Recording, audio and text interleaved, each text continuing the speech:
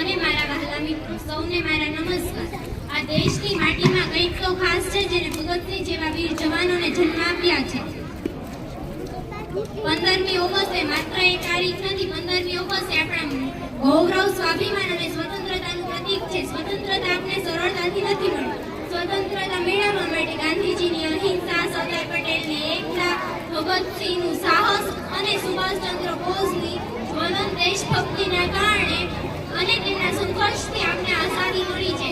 હવે જવાબદારી આપણી છે કે જે વીરોએ પોતાના જીવન દેશ માટે કુરબાન કરી દીધું છે એવા વીરોના સપનાનું ભારત બનાવવાનું છે। લોહીનું એક ટીપું દેશને નામ, ભારત માતાએ આપણું અભિમાન। ચાલો માથું ઊંચું રાખીને કહીએ, હું ભારતીય છું, ભારત દેશ મારો છે અને ભારતની પ્રગતિ અને ગૌરવમાં મારું પણ યોગદાન છે।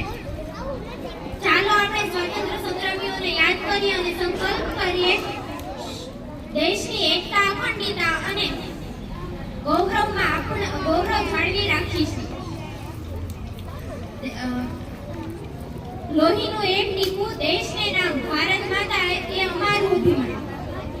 રગોમાં લોહી નહીં દેશભક્તિ વહે છે, રગોમાં લોહી નહીં દેશભક્તિ વહે છે। ભારત નામે આજે પણ દિલ ધડકે છે।